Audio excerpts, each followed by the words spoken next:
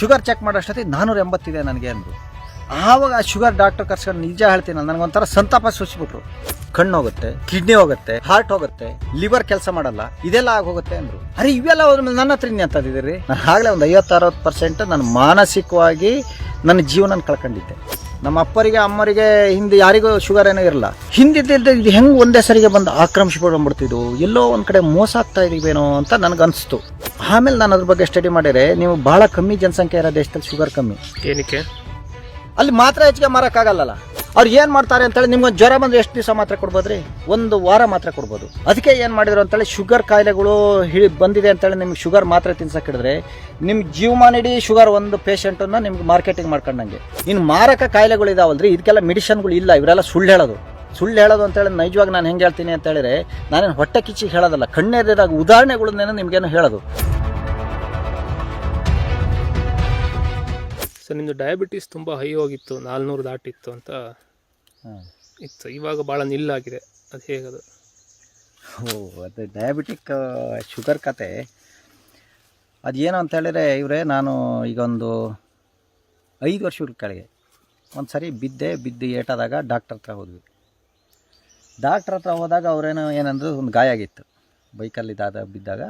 ಅವರು ಅಂದರು, ಇಲ್ಲ ಶುಗರ್ ಚೆಕ್ ಮಾಡೋಕೆ ಫಸ್ಟು ಅಂದರು. ಶುಗರ್ ಚೆಕ್ ಮಾಡಿದ್ರೆ ಆಗಲ್ಲ, ಶುಗರ್ ಚೆಕ್ ಮಾಡ್ಕೊಂಡಿದ್ದೀರಾ ಅಂತ. ಇಲ್ಲ ನಾನು ಶುಗರ್ ಏನು ಚೆಕ್ ಮಾಡಲ್ಲ ಅಂದೆ. ಇಲ್ಲ ಅದಕ್ಕೆ ನೀವು ಹೋಗ್ರಿ, ನಿಮ್ಗೆ ಗಾಯ ಆಗಿದೆ, ಕೊಳ್ತು ಬಿಡುತ್ತದು, ಶುಗರ್ ಚೆಕ್ ಮಾಡ್ಕೊಂಡೆ ಹೋದರೆ ನೀವು ಬರ್ಕೊಟ್ರು. ಶುಗರ್ ಡಾಕ್ಟರ್ ಹತ್ರ ಬರ್ಕೊಟ್ರು. ನಾನು ಹಂಗೆ ಹೋದೆ, ಶುಗರ್ ಚೆಕ್ ಮಾಡಿಸ್ಬೇಕಲ್ಲ, ಇನ್ನು ಡಾಕ್ಟ್ರು ಬರೋತಕ್ಕೆ ನನಗೆ ಗೊತ್ತಿತ್ತದೇನೋ ಗಾಯ ಸಣ್ಣದು, ಇನ್ನೇನೋ ವಾಸಿ ಆಗೋಗುತ್ತೆ ಅಂತ. ನಮ್ಮ ಮಂದಿಗರು ಬಿಡ್ಬೇಕಲ್ಲ, ನಮಗೆ ವಾಸಿ ಆಗಲ್ಲ ಇವರಿಗೆ. ಇಲ್ಲ ಡಾಕ್ಟರ್ ಹತ್ರ ಹೋಗ್ಲೇಬೇಕು ಅಂತ ಹೇಳ್ಕೊಂಡು ಹೋದ್ರು. ಕೊನೆಗೆ ಶುಗರಿಗೆ ಹೋದ್ವಿ. ಶುಗರ್ ಹೋಗೇನೋ ಚೆಕ್ ಮಾಡಿಸ್ದೆ. ಶುಗರ್ ಚೆಕ್ ಮಾಡಿದ್ರೆ ಮಾರ 480 ನನಗೆ. ನನಗೆ ಅದ್ರೊಳಗೆ ಅನುಭವ ಇರಲ್ಲ. ಅದು ಶುಗರ್ ಚೆಕ್ ಮಾಡೋಷ್ಟೊತ್ತಿಗೆ 480 ಇದೆ ನನಗೆ ಅಂದರು. ಆವಾಗ ಆ ಶುಗರ್ ಡಾಕ್ಟರ್ ಕರ್ಸ್ಕೊಂಡು ನಿಜ ಹೇಳ್ತೀನಿ, ನನಗೊಂಥರ ಸಂತಾಪ ಸೂಚಿಸ್ಬಿಟ್ರು. ನಿಜ ಅಂದ್ರಿ, ನನಗೆ ಹಂಗೆ ಅನ್ಸ್ಬಿಡ್ತು. ನಿಮಗೆ ಇಷ್ಟು ಶುಗರ್ ಇದೆಯಲ್ಲ, ನೀವೇನೋ ತಲೆ ತಿರ್ಬೇಕಿತ್ತು, ನಿಮಗೆ ಇದಾಗುತ್ತೆ, ಯಾವುದೋ ಅನುಭವ ಬರೋಲ್ಲ. ಒಂದು ಕೆಲಸ ಮಾಡಿರಿ, ನೀವು ಇಷ್ಟೆಲ್ಲ ಡಯಾಬಿಟಿಕ್ ಇದ್ದರೆ, ನಿಮಗೇನು ಶುಗರ್ ಕಾಯಿಲೆ ಇದ್ದರೆ ನಿಮ್ಮದು ಕಣ್ಣು ಹೋಗುತ್ತೆ, ಕಿಡ್ನಿ ಹೋಗುತ್ತೆ, ಹಾರ್ಟ್ ಹೋಗುತ್ತೆ, ಕಣ್ಣು ಮಂಜಾಗ್ಬಿಡುತ್ತೆ, ನಿಮಗೆ ಲಿವರ್ ಕೆಲಸ ಮಾಡಲ್ಲ, ಇದೆಲ್ಲ ಆಗೋಗುತ್ತೆ ಅಂದರು. ಅರೆ ಇವೆಲ್ಲ ಹೋದ್ರ ಮೇಲೆ ನನ್ನ ಹತ್ರ ಅಂತಂದಿದ್ದೀರಿ. ಕಣ್ಣು, ಕಿಡ್ನಿ, ಹಾರ್ಟು, ಲಿವರ್ ಎಲ್ಲ ಅವ್ರ ಮಾತ್ರ ನನ್ನ ಹತ್ರ ಅಂತಂದಿದೆ. ಅರ್ಧ ಸತ್ತೋಗ್ಬಿಟ್ಟೆ ನಾನು, ಸತ್ಯವಾಗ್ಲೂ ನಾನು ಅವ್ರು ಅಷ್ಟು ಹೇಳಿದ ಕೂಡಲೇ ಅರ್ಧ ಸತ್ತೋಗ್ಬಿಟ್ಟೆ ನಾನು, ಮಾನಸಿಕವಾಗಿ ಸತ್ತೆ ಅಂದರೆ. ಅಯ್ಯೋ ನನಗೆ ಇದೆಲ್ಲ ಕಳ್ಕೊಬಿಡ್ತೀನಿ, ಹಂಗಾರೆ ಶುಗರ್ ಬಂದ ಕೂಡಲೇ ಇದು ಅಂತೇಳಿ ತಿರ್ಗಾ ಮತ್ತಲ್ಲೇ ಶಿವಮೊಗ್ಗ ಹೋದ. ಅಲ್ಲೇ ನಮ್ಮ ಫ್ರೆಂಡ್ ಮನೆಗೆ ಹೋದೆ. ಫ್ರೆಂಡ್ ಮನೆಗೆ ಹೋಗಿ, ಇಲ್ಲ ಮರ್ರೆ ಚೆಕ್ ಮಾಡಿಸ್ಕೊಂಬಂದೆ, ಶುಗರ್ 480 ಅಂತೆ ಅಂತ ಹೇಳಂತೆ. ಅವ್ರು ಹೇಳಿದರು, ಶುಗರ್ ಬಂದ್ರ ಮೇಲೆಲ್ಲ ಮುಗೀತು ಕಣ್ರಿ, ಇನ್ನೇನು ಅನ್ನ ಊಟ ಮಾಡೋಂಗೂ ಇಲ್ಲ ಕಣ್ರಿ, ಕೊನೆಗೆ ಅದರಲ್ಲೇ ಬಂದ್ಬಿಡುತ್ತೆ ಶುಗರು. ಶುಗರಿಂದ ಭಾಳ ಕಷ್ಟ ಮಾರ್ಯಾರ, ಅದು ಕೆಟ್ಟ ಕಾಯಿಲೆ ಬರಬಾರ್ದಿತ್ತು ಅಂದ್ಬಿಟ್ರು. ಮತ್ತೆ ನಾನು 10% ಸತ್ತೋದೆ. ನಾನು ಆಗಲೇ ಒಂದು 50-60% ನಾನು ಮಾನಸಿಕವಾಗಿ ನನ್ನ ಜೀವನ ಕಳ್ಕೊಂಡಿದ್ದೆ. ಆವಾಗ ಅವ್ರು ಏನು ಮಾಡಿದರು, ಮನೆಗೆ ಬಂದೆ, ಇದಾಯ್ತು, 1 mg ಮಾತ್ರೆಗಳು ಕೊಡೋಕ್ಕೆ ಶುರು ಮಾಡಿದರು. ಅದ್ಯಾವುದೋ ಗ್ಲೈಮಿಪ್ಲೆಕ್ಸ್ ಅಂತಾನೆ ಯಾವುದೋ ಒಂದು ಮಾತ್ರೆ ಕೊಡೋಕ್ಕೆ ಶುರು ಮಾಡಿದರು. ಫಸ್ಟ್ ಅರ್ಧ mg ಸ್ವಲ್ಪ ದಿನ ಕೊಟ್ಟು, ಆಮೇಲೆ 1 mg ಕೊಡ್ತಾಯಿದ್ರು. ನಾನು ತಗೊಂತಾ ಇದ್ದವನಿಗೆ ಆಮೇಲೆ 1 ವರ್ಷ ತಗೊಬಿಟ್ಟೆ ಆ ಮಾತ್ರೆನ. 1 ವರ್ಷ ತಗೊಂಡ್ರ ಮೇಲೇನೋ ನನಗೇನಾಗ್ಬಿಡ್ತು ಅಂತ ಹೇಳಿದ್ರೆ, ಕುತ್ಕೊಂಡು ಯೋಚನೆ ಮಾಡೋಕ್ಕೆ ಶುರು ಮಾಡಿದೆ. ಅರೆ ನಮಗೇನೋ ಶುಗರ್ ಏನೋ ನಮ್ಮ ಹಿಂದಿನ ಯಾರಿಗಿರಲ್ಲ, ನಮ್ಮ ಅಪ್ಪರಿಗೆ ಅಮ್ಮರಿಗೆ ಹಿಂದೆ ಯಾರಿಗೂ ಶುಗರ್ ಏನೋ ಇರಲ್ಲ. ತಿರ್ಗಾ ಮತ್ತೇನೋ ಇವಾಗೇನೋ ನಮಗೇನೋ ಶುಗರ್ ಶುರು ಆತಲ್ಲ ಎಲ್ಲರಿಗೂ. ಈಗ ಎಲ್ಲರಿಗೂ BP ಶುಗರ್ ರೀ, ಕಂಡವರಿಗೆಲ್ಲ BP ಇದೆ, ಶುಗರ್ ಇದೆ ಅಂತಾರೆ. ಮನೆಗೆ 2 ಜನ ಶುರು ಆಗ್ಬಿಟ್ವಿ. ಹಿಂದಿದ್ದ ಇದು ಹೆಂಗೆ ಒಂದೇ ಸರಿಗೆ ಬಂದು ಆಕ್ರಮಿಸ್ಬಿಡ್ಬಿಡ್ತಿದ್ವು, ಎಲ್ಲೋ ಒಂದು ಕಡೆ ಮೋಸ ಆಗ್ತಾ ಇದೀವೇನೋ ಅಂತ ನನಗನ್ನಿಸ್ತು. ಆಮೇಲೆ ನಾನು ಅದ್ರ ಬಗ್ಗೆ ಸ್ಟಡಿ ಮಾಡಿದರೆ, ನೀವು ಭಾಳ ಕಮ್ಮಿ ಜನಸಂಖ್ಯೆ ಇರೋ ದೇಶದಲ್ಲಿ ಶುಗರ್ ಕಮ್ಮಿ. ಬೇಕಾದ್ರೆ ನೋಡ್ರಿ, ಏನಕ್ಕೆ? ಅಲ್ಲಿ ಮಾತ್ರ ಹೆಚ್ಚಿಗೆ ಮಾರಕ್ಕಾಗಲ್ಲ. ನಾನು ಹೊಟ್ಟೆವ್ರಿಗೆ ಹೇಳ್ತೀನಿ, ಯಾವಂತ ದ್ವೇಷಕ್ಕೆ ಹೇಳೋದಲ್ಲ. ನಿಮ್ಗೇನಾಗುತ್ತೆ ಕೇಳಿದರೆ, ನಿಮ್ಗೆ ಭಾಳ ಮುಂದರ ದೇಶಗಳಲ್ಲೂ ಶುಗರ್ ಕಮ್ಮಿ. ನಮ್ಮಂಥ ದೇಶಗಳಿದ್ದೀವಲ್ಲ, ಬಹುಸಂಖ್ಯಾತರಿರೋ ತಿಳುವಳಿಕೆ ಕಮ್ಮಿ ಇರೋದು, ನಾವು ತಿಳುವಳಿಕೆ ಮೂಡ್ರು ಅಂತ ಹೇಳೋದು ನಾನು ಹೇಳೋದಲ್ಲ. ನಮ್ಮಲ್ಲಿ ಎಲ್ಲ ಒಂಥರ ನಮ್ಮಲ್ಲಿ ಹೇರ್ತಾರೆ, ಅದನ್ನು ನಮ್ಮನ್ನು ನಂಬಿಸ್ತಾರೆ ಅಂತ ವ್ಯವಸ್ಥೆಗಳೇನೇ ಇದೆ. ಅವ್ರು ಏನು ಮಾಡ್ತಾರೆ ಅಂತೇಳಿ, ನಿಮ್ಗೊಂದು ಜ್ವರ ಬಂದರೆ ಎಷ್ಟು ದಿವಸ ಮಾತ್ರ ಕೊಡ್ಬೋದ್ರಿ? 1 ವಾರ ಮಾತ್ರ ಕೊಡ್ಬೋದು, ಒಂದು 10 ದಿವಸ ಮಾತ್ರ ಕೊಡ್ಬೋದು. ಜೀವಮಾನ ಇಡೀ ಕೊಡೋಕ್ಕಾಗಲ್ಲ. ಅದಕ್ಕೆ ಏನು ಮಾಡಿದ್ರು ಅಂತೇಳಿ ಶುಗರ್ ಕಾಯಿಲೆಗಳು ಬಂದಿದೆ ಅಂತೇಳಿ ನಿಮ್ಗೆ ಶುಗರ್ ಮಾತ್ರೆ ತಿನ್ಸಕ್ಕೆ ಹಿಡಿದ್ರೆ ನಿಮ್ಗೆ ಜೀವಮಾನ ಇಡೀ ಶುಗರ್ ಒಂದು ಪೇಷಂಟನ್ನು ನಿಮ್ಗೆ ಮಾರ್ಕೆಟಿಂಗ್ ಮಾಡ್ಕೊಂಡಂಗೆ. ನೀವು ತಿರ್ಗಾ ನಿಮ್ಗೇನು ಬಿ ಪಿ ಇದೆ ಅಂತೇಳಿ ಶುರು ಮಾಡಿದರೆ ತಿರ್ಗಾ ನೀವೇನು ಒಂದು ತಲೆಮಾರೇನೋ ನೀವು ಬಿ ಪಿ ಮಾತ್ರೆ ತಿನ್ನಿಸ್ಬೋದು, ಮಾರ್ಕೆಟನ್ನೇನೋ ಹಿಡಿಬೋದು. ಅದಕ್ಕೋಸ್ಕರ ಏನು ಮಾಡಿದ್ರು ಅಂತ ಹೇಳಿದ್ರೆ ಇವರೇನು ಶುಗರು ಬಿ ಪಿ ಅಂತ ಕಾಯಿಲೆಗಳು ಜೀವಮಾನ ಇಡೀ ತಿಂದಂಥ ಕಾಯಿಲೆಗಳನ್ನ ಏನು ಮಾಡಿದ್ರು ಕೇಳಿದರೆ ನಮ್ಮಂಥ ದೇಶಗಳಿಗೆ ಸಾಮೂಹಿಕವಾಗಿ ತಂದು ಹಚ್ಚಿದ್ರು. ನಿಮ್ಮ ದೇಹದಲ್ಲಿ ನನ್ನ ದೇಹಕ್ಕೂ ನಿಮ್ಮ ದೇಹಕ್ಕೂ ಭಾಳ ವ್ಯತ್ಯಾಸ ಇದೆ. ಈಗ ನಿಮ್ಮ ದೇಹದಲ್ಲಿ ದೇಹ ಪ್ರಕೃತಿಯೇ ಬೇರೆ. ನೀವು ಇಷ್ಟೇ ಕ್ಯಾಲೋರಿ ಆಹಾರ ಅಂತೇಳಿ ತಿನ್ನಕ್ಕೆ ಬರಲ್ಲ, ನಾನು ಇಷ್ಟೇ ಕ್ಯಾಲೋರಿ ಆಹಾರ ಅಂತೇಳಿ ತಿನ್ನಕ್ಕೆ ಬರಲ್ಲ. ನೀವು ತಿಂದಿದ್ದು ಪ್ರಿಯ ಆದ್ದು ಕೆಲವು ನನಗೆ ಪ್ರಿಯ ಆಗದೆ ಇರ್ಬೋದು. ನನ್ನ ದೇಹದ ಶಕ್ತಿನೇ ಬೇರೆ, ನಿಮ್ಮ ದೇಹದ ಶಕ್ತಿನೇ ಬೇರೆ. ನನ್ನ ದೇಹದ ಆಯುಷ್ಯ ಬೇರೆ, ನಿಮ್ಮ ದೇಹದ ಆಯುಷ್ಯ ಬೇರೆ. ಎಲ್ಲ ಪ್ರಕ್ರಿಯೆಗಳು ಬೇರೆ ಬೇರೆಯ. ಶುಗರ್ ಒಂದು ಮಾತ್ರ ಲೆವೆಲಿಗೆ ಇರೋಕ್ಕೆ ಹೆಂಗೆ ಸಾಧ್ಯ ಇಲ್ಲ, ಇದು ಸುಳ್ಳು. ಬಿ ಪಿ ಅಂತೀರಾ ನೀವು, ಬಿ ಪಿ ನಿಮ್ಮ ಮೇಲೆ ಕೆಳಗೆ ಆಗ್ತಾ ಇರ್ಬೇಕ್ರಿ. ಇಷ್ಟಕ್ಕೆ ಈಗ ನಿಮ್ಮ ಕಾರ್ ತಂದು ನಿಲ್ಸಿದ್ದೀರಾ, ಈಗ ಆ ಕಾರೇನೋ ನೀವು ಈಗೇನೋ ಬೆಂಗಳೂರಿಗೆ ಹೋಗ್ಬೇಕಪ್ಪ, ಇಲ್ಲ ಮನೆಗೆ ಹೋಗ್ಬೇಕು, ನೀವು ಒಂದೇ ಗೇರಲ್ಲಿ ಹೋಗಿ ತೋರಿಸ್ರಿ ನೋಡೋಣ. ಈ ಕಾರಿಗೆ 5 ಗೇರ್ ಇಟ್ಕೊಂಡಿದ್ದೀವಿ ನಾವು. ಅದು ಸ್ಪೀಡ್ ಆಗೋದಾರ ಒಂದು ಗೇರ್ ಬೇಕು, ಸ್ಲೋ ಆಗೋದಾರ ಒಂದು ಗೇರ್ ಬೇಕು, ಅಪ್ಪತ್ತದಾರ ಒಂದು ಗೇರ್ ಬೇಕು. ನಮಗೂ ಹಂಗೆ, ನಮ್ಮದು ಒಂದು ಯಂತ್ರ ಸಂಕೀರ್ಣವಾದ್ದು. ನಮಗೆ ಸಿಟ್ಟು ಬಂದಾಗ ಯಾವನಾರು ಗಲಾಟೆ ಹೋಗ್ಬೇಕಾದ್ರೆ ಬಿ ಪಿ ರೈಸ್ ಆಗಬೇಕು. ಹುಲಿ ಬಂತು ಹಿಡಿಯುತ್ತೆ ಅಂತೇಳಿ ಬಿ ಪಿ ರೈಸ್ ಆಗೇ ಓಡ್ಬೇಕು ನಾವು, ಇಲ್ದಾರೆ ಓಡೋಕ್ಕಾಗಲ್ಲ ನಮಗೆ. ಎಲ್ಲ ಟೈಮು ಬಿ ಪಿ ರೈಸ್ ಮಾಡ್ಕೊಂಡು ಇರೋಕ್ಕಾಗಲ್ಲ, ಎಲ್ಲ ಟೈಮಿಗೆ ಬಿ ಪಿ ಲೋ ಮಾಡ್ಕೊಂಡು ಇರೋಕ್ಕಾಗಲ್ಲ. ಆ ದೇಹ ಏನು ಮಾಡುತ್ತೆ ಕೇಳಿ, ನೀವು ಕಾರಲ್ಲೇನೋ ಹೆಂಗೇನೋ ನೀವೇನೋ ಗೇರ್ಗಳನ್ನು ಚೇಂಜ್ ಮಾಡ್ತಾ ಹೋಗ್ತೀರಾ. ನೀವು ಫಸ್ಟ್ ಗೇರು, ಸೆಕೆಂಡ್ ಗೇರು, ಥರ್ಡ್ ಗೇರು, ಫಿಫ್ತ್ ಗೇರಿಗೆ ಹೆಂಗೆ ಹೋಗ್ತೀರಾ, ದೇಹದಲ್ಲಿರುವಂಥ ಬಿ ಪಿನೂ ಸಮೇತ ನಮ್ಮ ಚಟುವಟಿಕೆಗಳಿಗೆ ತಕ್ಕನಾಗಿ ಅದನ್ನು ವ್ಯವಸ್ಥೆಗೆ ಗೇರ್ ಚೇಂಜ್ ಮಾಡ್ತಾ ಹೋಗ್ತಾ ಇರುತ್ತೆ. ನಿಮಗೆ 10, 20, 50, 100 ವ್ಯತ್ಯಾಸಗಳಾಗ್ತಾ ಹೋಗ್ತಾ ಇರುತ್ತೆ. ಅದು ಆಗ್ಬೇಕದು ತನ್ನಂತೆ ಕಂಟ್ರೋಲ್ ಮಾಡ್ಕೊಳತ್ತೆ, ತನ್ನಂತೆ ರೈಸ್ ಮಾಡ್ಕೊಳತ್ತದು. ಶುಗರು ಅಷ್ಟೇ, ನಿಮ್ಗೆ ಇಷ್ಟೇ ಅಂತೇಳೇನೋ ಇರಬಾರ್ದು. ನನಗೆ ಇದೆಲ್ಲ ಏನಾಗ್ಬಿಡ್ತು ತಲೆಯಲ್ಲಿ ಬಂತು, ಇದೆಲ್ಲೋ ನಮ್ಮನ್ನು ಹೊಂಡಕ್ಕಾಕಕ್ಕೆ ಮಾಡ್ಬಿಟ್ಟಿಯಾರಲ್ಲ ಇವರು ಅಂತೇಳಿ. ಶುಗರ್ ಇಷ್ಟೇ ಹೇಳ್ಬೇಕು ಅನ್ನೋದು ತಪ್ಪಲ್ಲ ಅಂಥೇಳಿ. ಆಮೇಲೆ ಧೈರ್ಯ ಮಾಡ್ಕೊಂಡೆ ದಿವ್ಸಕ್ಕೊಂದು ಕರಿ ಮನ್ಸಲ್ಲಿ ಅನ್ಕೊಳಕ್ಕೆ ಶುರು ಮಾಡಿದೆ. ನನ್ನ ಶರೀರದಲ್ಲಿ ಶುಗರ್ ಕಾಯಿಲೆ ಇಲ್ಲ, ನನಗೆ ಸಕ್ಕರೆ ಕಾಯಿಲೆ ಮುಕ್ತ ನಾನು ಅಂತ.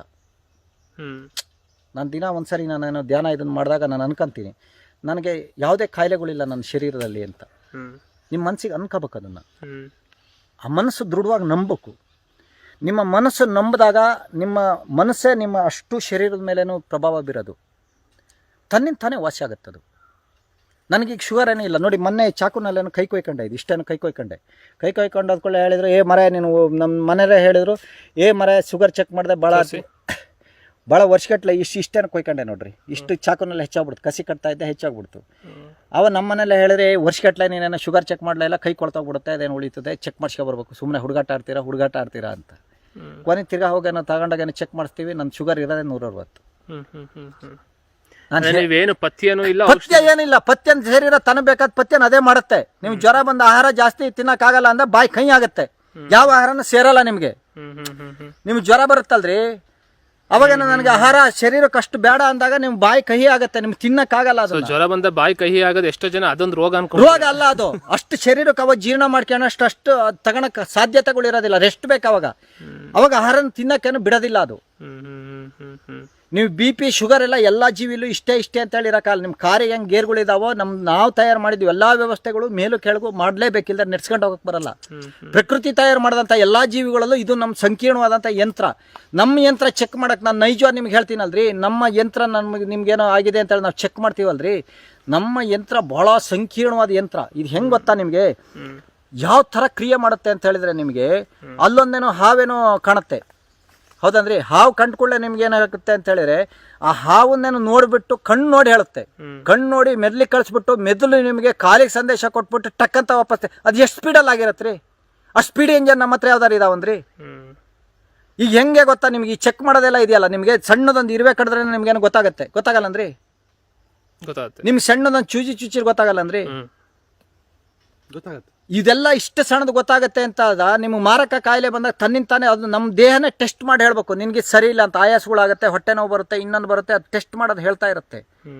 ನಮ್ಮ ಯಂತ್ರ ಇಲ್ಲಿ ಡಾಕ್ಟ್ರು ಹಾಸ್ಪಿಟ್ಲ್ ಇದ್ರೊಳಗೆ ಇರೋದು, ಚೆಕಿಂಗ್ ಯಂತ್ರಗಳೆಲ್ಲ ಇದ್ರೊಳಗೇನೆ ಇರೋದು. ಇದು ಮತ್ತೆ ಇಲ್ಲಿ ರಿಪೇರಿ ಮಾಡೋ ಯಂತ್ರಗಳು ಈಗ ನೋಡ್ರಿ, ಕೈ ಕೊಯ್ದೋಗ್ಬಿಟ್ರೆ ನಿಮ್ಗೇನೋ 15 ದಿವಸಕ್ಕೆ ತನ್ನಿಂದ ತಾನೇ ಗುಣ ಆಗುತ್ತೆ. ಈಗ ಯಾವುದೋ ಒಂದು ಪ್ರಾಣಿಗೇನೋ ಕಾಯಿಲೆ ಇದೇನೋ ಗಾಯ ಆಗುತ್ತೆ, ಯಾರ ಇಂಜೆಕ್ಷನ್ ಕೊಡ್ತಾರಂದ್ರಿ, ಹೋಗಿ ಗುಣ ಆಗಲ್ಲಂದ್ರೆ. ಯಾವ ಕಾಯಿಲೆ ಇವೇನು ಗಾಯ ಮಾಡ್ಕೊಳೋದೇ ಇಲ್ಲ ಪ್ರಾಣಿಗಳು, ಅವೆಲ್ಲದೂ ಮಾಡ್ಕೊತವೆ. ಆ ರೀತಿ ನಮ್ಮಲ್ಲೇ ಗುಣವಾಗಂಥ ವಿಶೇಷಗಳೇನೋ ಎಲ್ಲದೂ ಇದೆ. ನಿಮಗೆಲ್ಲ ಸಣ್ಣ ಪುಟ್ಟ ಕಾಯಿಲೆಗಳು ಸಣ್ಣ ಪುಟ್ಟ ಗಾಯಗಳು ಇವೆಲ್ಲ ತನ್ನಿಂದ ತಾನೇ 15 ದಿವಸ ಕಾಯ್ಬೇಕು ನಾವು. ನನಗೆಲ್ಲ ಗುಣ ಆಗುತ್ತೆ ಅನ್ನೋ ಭಾವನೆಗಳು ಬೇಕು. ತನ್ನಿಂದ ತಾನೇ ಅದನ್ನು ಗುಣ ಆಗುತ್ತೆ. ಇನ್ನು ಮಾರಕ ಕಾಯಿಲೆಗಳು ಇದಾವಲ್ರಿ, ಇದಕ್ಕೆಲ್ಲ ಮೆಡಿಷನ್ಗಳು ಇಲ್ಲ. ಇವರೆಲ್ಲ ಸುಳ್ಳು ಹೇಳೋದು ಅಂತೇಳಿ ನೈಜವಾಗಿ ನಾನು ಹೆಂಗೆ ಹೇಳ್ತೀನಿ ಅಂತ ಹೇಳಿದ್ರೆ, ನಾನೇನು ಹೊಟ್ಟೆ ಕಿಚ್ಚಿ ಹೇಳೋದಲ್ಲ, ಕಣ್ಣೆದಿರಾಗ ಉದಾಹರಣೆಗಳನ್ನೇನೋ ನಿಮಗೇನು ಹೇಳೋದು. ನಿಮ್ಗೆ ಏನಾಗುತ್ತೆ, ಯಾವುದೋ ಒಂದು ಕಾಯಿಲೆ ಬಂತು, ನಾವು ಬಾಡಿನ ಫಸ್ಟಿಗೆ ಚೆಕ್ ಮಾಡ್ತೀವಲ್ಲ, ತಪ್ಪದು. ನೀವೇನು ಪದೇ ನೀವು ಬಾಡಿನೇನು ರ್ಯಾಂಡಮ್ ಚೆಕ್ ಏನೋ ಮಾಡ್ತಾರಲ್ರಿ, 5,000 10,000 ಏನೋ ಕಟ್ಸ್ಕೊಂಡು, ಅದನ್ನು ಮಾಡಬಾರ್ದು ಅಂತೇಳಿ ನಿಮ್ಮ ದೇಹದಲ್ಲಿ ಏನೇ ಆದರೂ ನಿಮ್ಮ ಶರೀರ ಹೇಳ್ಬೇಕದು. ಯಾವುದೋ ಒಂದು ಯಂತ್ರ ಇಷ್ಟಕ್ಕೆ ಅಂತ ಹೇಳೋಕ್ಕಲ್ಲ, ನಿಮ್ಮದೇ ಬೇರೆ ಇರುತ್ತೆ, ನನ್ನದೇ ಬೇರೆ ಇರುತ್ತೆ. ಅದಕ್ಕೆ ಹೇಳೋಕ್ಕೇನೋ ಆಗೋದಿಲ್ಲ. ಅದು ನೀವು ಪದೇ ಚೆಕ್ ಮಾಡಿಸಿದಾಗ ಏನಾಗುತ್ತೆ, ಯಾವುದೋ ಒಂದು ಸಣ್ಣ ಕಾಯಿಲೆ ಬಂತು, ನಿಮ್ಮ ಸ್ಟೇಜ್ಗಳೇನೋ ಹೇಳ್ತಾರಲ್ಲ, 1ನೇ ಹಂತ 2ನೇ ಹಂತ 3ನೇ ಹಂತ 4ನೇ ಹಂತ ಅಂತಾರಲ್ರಿ. ಈ ಕ್ಯಾನ್ಸರ್ ಬಂತು ಇಟ್ಕೊಳ್ರಿ, ನೀವು ಚೆಕ್ ಮಾಡಿಸ್ತಾ ಇದ್ದಾಗ 1ನೇ ಹಂತಲ್ಲೇ ನಿಮ್ಗೆ ಗೊತ್ತಾದರೆ ಅದು 4ನೇ ಹಂತಕ್ಕೆ ಹೋಗಲು ವಾಸಿ ಮಾಡೋಕ್ಕೆ ತಂತ್ರಗಳು ಇಲ್ಲ ನಮ್ಮ ಹತ್ರ. ಅದು 4ನೇ ಹಂತಕ್ಕೆ ಬರಲ್ಲಿವರೆಗೂ ಸಾಯ್ತಾ ಇರ್ತೀವಿ. ಅದು ಚೆಕ್ ಮಾಡಲ್ಲ ಅಂತ ಹೇಳಿದ್ರೆ ಏನು ಕೇಳಿದ್ರೆ, ನನಗೆ ಯಾವುದೋ ಕಾಯಿಲೆ ಇಲ್ಲ ಭಾವನೆ ಇದ್ದಾಗ ಒಂದು 10-15 ದಿವಸದಲ್ಲಿ ಅದು ಆವರಿಸಿ ಸಾಯ್ತೀವಿ ನಾವು. ಈಗ ಯಾವ್ದಾದ್ರು ನಿಮಗೆ ಮಂಗನ ಇನ್ನೊಂದು ಯಾವುದೋ ಪ್ರಾಣಿಗಳೇನೋ ನಿಮಗೇನೋ 1 2 ತಿಂಗಳು 3 ತಿಂಗಳು 3 ವರ್ಷ ಒಂದು ಕಡೆ ಮಲ್ಕೊಂಡು ನರಳಿದ್ದು ನೋಡಿದ್ದೀರಂದ್ರಿ ನೀವು? ಅವೆಲ್ಲ ಕೊನೆ ಹಂತರಿಗೆ ಗೊತ್ತಾಗಲ್ಲ, ಅವಕ್ಕೂ ಕಾಯಿಲೆ ಬರುತ್ತೆ. ಕೊನೆ ಹಂತದಲ್ಲಿ ಇಮಿಡಿಯೇಟಾಗಿ ಸತ್ತೋಗ್ತಾವೆಲ್ಲ. ಒಂದು 10 ಅಷ್ಟೇ ಟೈಮಲ್ಲೇ ಸಾಯ್ಬೇಕು.